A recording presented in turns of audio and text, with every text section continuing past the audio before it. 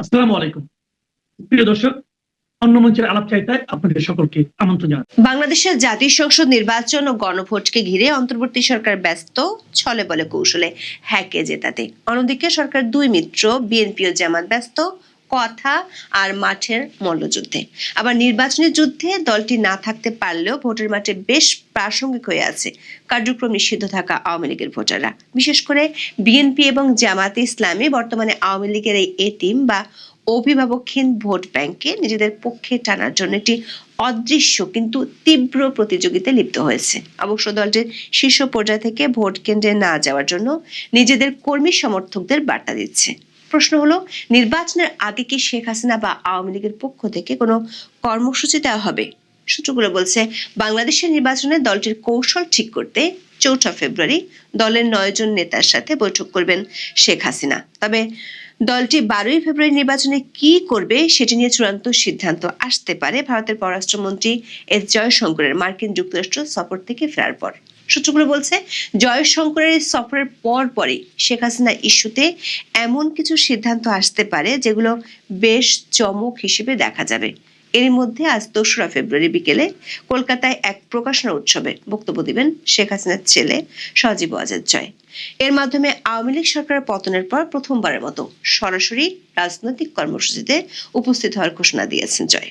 বিস্তারিত জানতে চলুন যাওয়া যাক বিশ্লেষণে।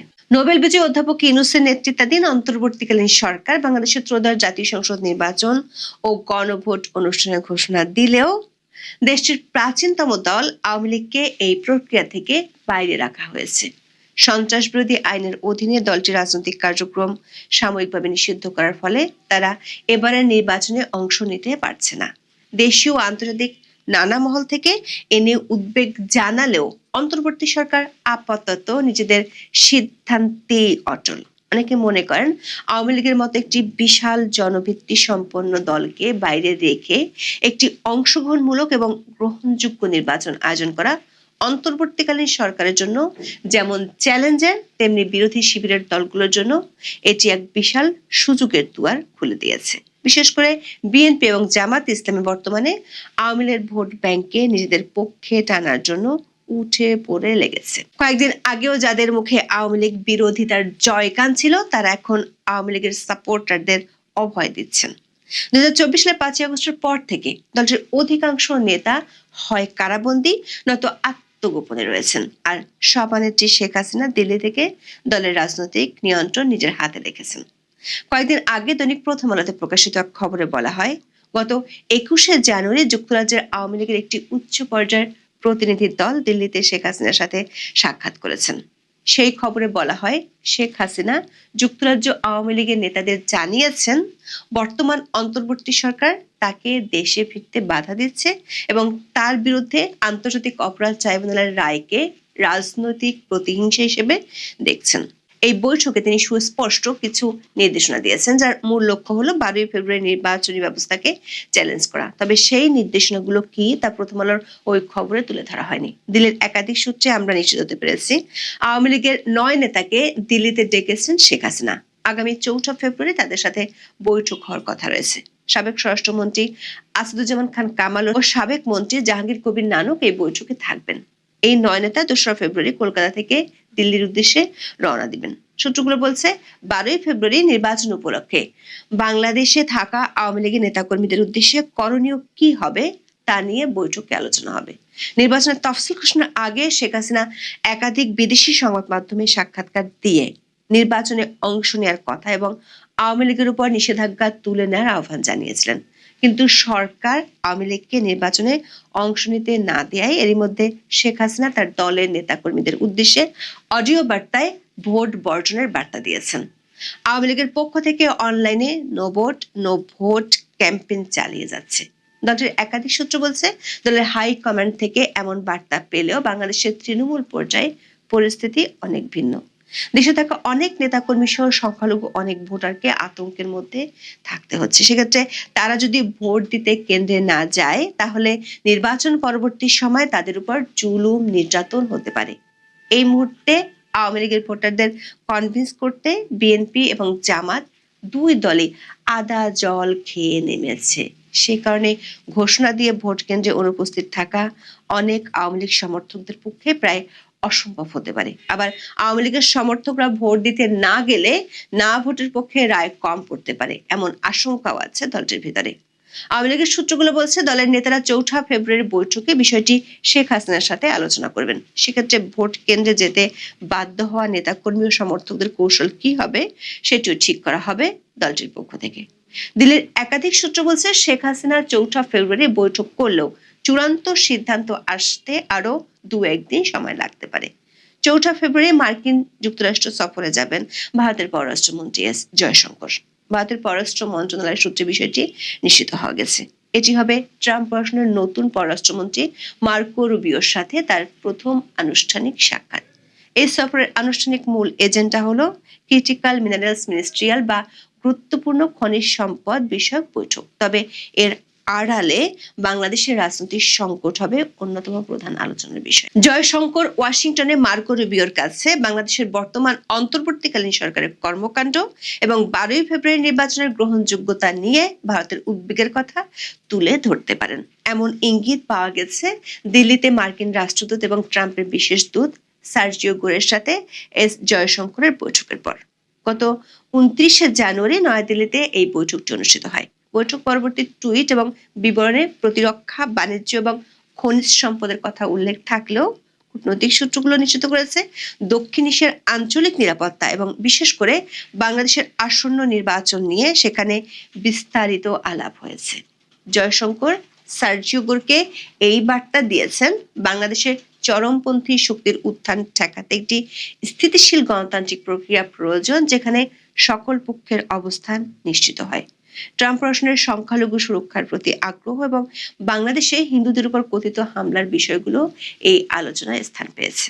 সূত্রগুলো বলছে জয়শঙ্কর ভারতে ফেরার পর শেখ হাসিনা ইস্যুতে এমন কিছু সিদ্ধান্ত নিতে দেখা যেতে পারে যেগুলো গত 18 মাসে দেখা যায়নি। সংশ্লিষ্টদের ধারণা, যুক্তরাষ্ট্র ভারতের সমীকরণ এক বিন্দুতে পৌঁছালে শেখ হাসিনা প্রথমবারের মতো প্রেসের মুখোমুখি হতে পারেন। যদি 12 ফেব্রুয়ারি বাংলাদেশে নির্বাচন হয় তাহলে সেটি হয়তো নির্বাচনের পরপরই হতে পারে। পাশাপাশি ভারতে থাকা আওয়ামী লীগের নেতাদের বাংলাদেশে ফিরে রাজনীতিতে সক্রিয় হওয়ার নির্দেশনাও দেওয়া হতে পারে। এরই মধ্যে প্রথমবারের মতো সরাসরি রাজনৈতিক কর্মসূচিতে উপস্থিত হওয়ার ঘোষণা দিয়েছেন শেখ হাসিনার ছেলে সজীব ওয়াজেদ জয়। ভারতের কলকাতায় সত্যজিৎ রায় মিলনায়তনে সোমবার বিকেল 4:30টায় একটি বইয়ের মোড়ক উন্মোচন উপলক্ষে তার বক্তব্য দেওয়ার কথা রয়েছে।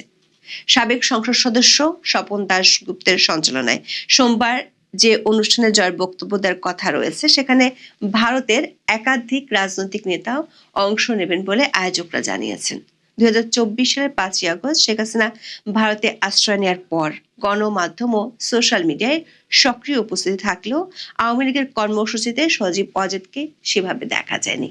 আন্দোলনের মুখে আওয়ামী লীগ সভানেত্রী শেখ হাসিনা এর মধ্যে ভারতে আশ্রয় নিয়ে দেশের রাজনীতির মাঠে অনুপস্থিত। গত হয়েছেন বিএনপি চেয়ারপারসন খালেদা জিয়াও। অবস্থায় লন্ডনে নির্বাসিত জীবনের ইতি টেনে দৃশ্যপটে খালেদা জিয়ার ছেলে তারেক রহমান হাজির হলেও আওয়ামী লীগের পক্ষ থেকে এমন কাউকে এখনো দেখা যায়নি। সাম্প্রতিক সময় আন্তর্জাতিক গণমাধ্যমের বেশ কয়েকটি সাক্ষাৎকারে দলের বিরুদ্ধে ওঠা নানা অভিযোগ খণ্ডন করে ইতিমধ্যে আওয়ামী লীগের মুখপাত্র হয়ে উঠেছেন সজীব ওয়াজেদ জয়। জল্পনা কল্পনা রয়েছে আগামী দিনের আওয়ামী লীগের ভার শেখ হাসিনা ছেলের কাঁধেই দিতে যাচ্ছেন। সেটি হতে পারে প্রকাশ্য কোনো সংবাদ সম্মেলনের মাধ্যমে, তবে সবকিছু নির্ভর করছে অনেক যদি ও কিন্তুর উপরে, বিশেষ করে আন্তর্জাতিক শক্তিগুলোর নানা সমীকরণ কতটা দ্রুত এক বিন্দুতে পৌঁছাতে পারে তার উপর।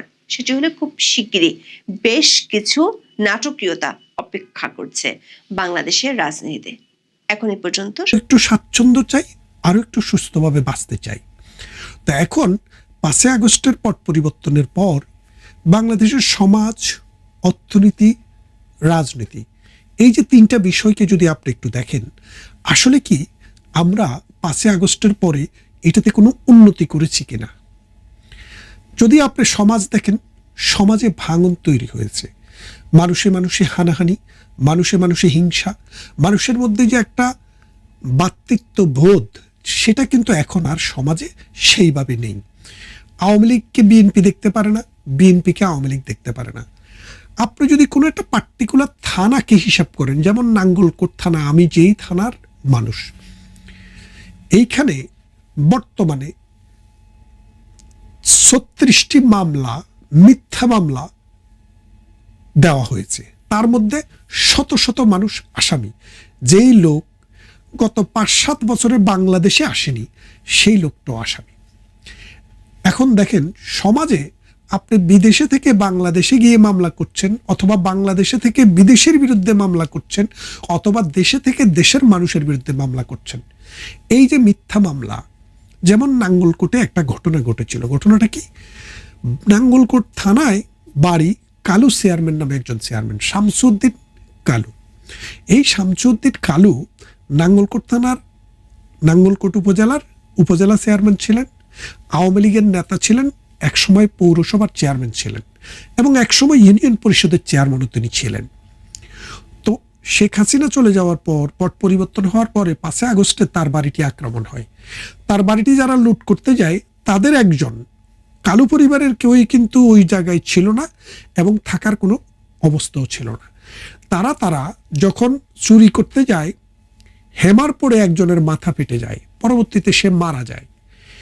পরবর্তীতে সে জুলাই যোদ্ধা হিসেবে স্বীকৃতি পায়, এবং 300 জনকে অজ্ঞাত আসামি দিয়ে মামলা করে।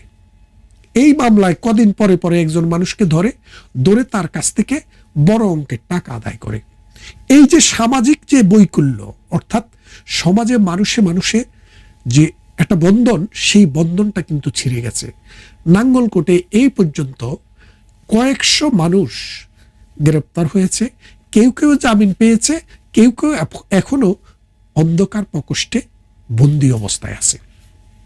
সামাজিক এই অবস্থার বাইরেও প্রতিনিয়ত আপনারা দেখছেন যে মব সন্ত্রাস, মানুষকে কবর থেকে তুলে জ্বালিয়ে ফেলা হচ্ছে। হিন্দু লোক, সে নাকি ধর্ম অবমাননা করছে, কোথায় অবমাননা করছে কেউ জানে না, তাকে হত্যা করতে হবে। অর্ধমৃত অবস্থায় তাকে পুড়িয়ে হত্যা করা হলো। এই যে অবস্থাগুলো দেখেন, এগুলো কিন্তু সামাজিক ফেনোমেনা। এই সমাজ কিন্তু ভেঙে পড়েছে। হিন্দু লোকের বাড়িতে আক্রমণ, বৌদ্ধ লোকের বাড়িতে আক্রমণ, খ্রিস্টান লোকের বাড়িতে আক্রমণ, ধর্মের ভিত্তিতে, ভিন্ন ধর্মের কারণে তার উপরে আক্রমণ।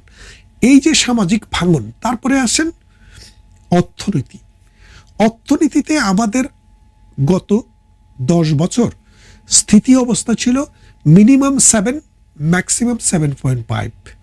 আমরা 7 থেকে 7.5% আমাদের প্রতি বছর গড়ে প্রবৃদ্ধি অর্জিত হচ্ছিল। এই 7 থেকে 7.5 প্রবৃদ্ধি অর্জন করলে প্রতি বছর বাংলাদেশের অর্থনীতিতে যোগ হচ্ছিল 4 বিলিয়ন টাকা। এই 4 বিলিয়ন টাকার মধ্যে যখন ডক্টর ইউনূস সরকার এসে ক্ষমতা গ্রহণ করলো, তখন বাংলাদেশের অর্থনীতি নেমে গেল 3.32%, 3.5 ধরেন সর্বোচ্চ, তাহলে অর্ধেকের চেয়েও নিচে নেমে গেল। তার মানে আমাদের অর্থনীতিতে প্রতি বছর যে 400 বিলিয়ন টাকা যোগ হতো, সেটা এখন তার অর্ধেকের চেয়েও কম যোগ হয়। তার মানে এখন 200 বিলিয়ন যোগ হয়। তাহলে 400 থেকে 200 গেলে বছরে 200 বিলিয়ন আপনার নাই হয়ে গেল, আর 1.5 বছরে 300 বিলিয়ন নাই হয়ে গেল। চুরির কথা বলছেন, দুর্নীতির কথা বলছেন, 1 বছরে গড়ে 5 থেকে 7 বিলিয়নের উপরে চুরি হয় নাই কখনো। তারা বলছে 25 থেকে 30 বিলিয়ন গত 15 বছরে চুরি হয়েছে। তাহলে সেই হিসাবে বছরে 3 বিলিয়ন, অর্থাৎ প্রতি বছরে গড়ে 3 বিলিয়ন টাকা পাচার হয়েছে বা চুরি হয়েছে বা লোপাট হয়েছে তাদের ভাষ্যমতে। এখন আপনি প্রতি বছর 200 বিলিয়ন শুধু লস করছেন। খেয়াল করে দেখেন, একটা বাংলাদেশের অর্থনীতিকে আপনি কোথায় নিয়ে গেছেন। রাজনৈতিক অবস্থা দেখেন, রাজনীতিটা কোথায় আছে। তারেক রহমান দীর্ঘদিন বিদেশি ছিলেন। কেন ছিলেন? তত্ত্বাবধায়ক সরকারের আমলে, মঈনুদ্দিন ফখরুদ্দিনের আমলে তিনি বিদেশে চলে গিয়েছিলেন। তারপর তিনি আর দেশে ফেরেননি। তার কাছে মনে হয়েছে রাজনীতিতে তার অনুকূল পরিবেশ নেই। তার দলও, তার জোট বিভিন্ন আন্দোলন সংগ্রাম করে শেখ হাসিনার বিরুদ্ধে দাঁড়াতে পারেনি, যার কারণে তিনিও আর দেশে ফিরেননি। এখন তিনি দেশে ফিরেছেন। দেশে ফেরার পর তিনি মনে করেছিলেন রাজসিংহাসনে তিনি অটোমেটিক বসে যাবেন, কিন্তু তা হয়ে ওঠেনি। তা না হয়ে ওঠার পিছনে মূল যে কারণ, সে কারণটি হচ্ছে তিনি তার সিদ্ধান্ত নিতে প্রায় ১.৫ বছর দেরি করেছেন। তিনি ১.৫ বছর দেরিতে যখন বাংলাদেশে গেলেন, তখন তার হাত থেকে রাজনীতির যে গুটি অনেক দূরে সরে গিয়েছে। এই রাজনীতির গুটি যখনই দূরে সরে গেল, তখনই কিন্তু তার জন্য রাজনীতির মাঠটা কঠিন হয়ে গেল। জামাত শিবির আমেরিকার সাথে যোগাযোগ করলেন, তার্কির সাথে যোগাযোগ করলেন, তাদের বাবা পাকিস্তানের সাথে তো আগে থেকেই যোগাযোগ আছে, ইরানের সাথে যোগাযোগ করলেন, করে তারা কিছু দুর্নীতির অর্থ চোরাই মাল বিদেশ থেকে এনে এটা বিকাশে মহিলাদেরকে দেওয়া শুরু করলেন। এবং জামাত শিবির যদিও একজন প্রার্থীও মহিলাকে দেয়নি, তারপরেও মহিলাদেরকে ব্যবহার করে কোরআন শরীফ নিয়ে নিয়ে গ্রামে গঞ্জে গিয়ে মহিলাদেরকে হাত দিয়ে বলছে, আপনি ওয়াদা করলেন তো। এই ওয়াদা করাইয়ে করাইয়ে মানুষকে ধর্মের ভয় দেখিয়ে জাহান্নাম জান্নাতে বিক্রি করে তারা এই তারেক জিয়ার বিরুদ্ধে একটা ন্যারেটিভ বাংলাদেশে দাঁড় করিয়ে ফেলছে। সাদেক কায়েম কদিন আগেও যিনি আওয়ামী লীগের নেতা ছিলেন, ছাত্রলীগের নেতা ছিলেন, তিনি দেন হয়ে গেলেন কি? তিনি হয়ে গেলেন ঢাকা বিশ্ববিদ্যালয় শিবিরের নির্বাচিত বিপি। এখন তিনি বলছেন শেখ হাসিনার মতো তারেক জিয়াকেও দেশ ছাড়া করা হবে। তার মানে এখন বুঝতে পারছেন যে তারেক রহমান সময়ের অপেক্ষা। তিনি যে দেশে ছিলেন তাকে হয়তো সেই দেশেই আবার ফেরত পাঠানো হবে, কিন্তু বিএনপির ম্যাক্সিমাম লোক সেই জিনিসটা বুঝতে পারেনি।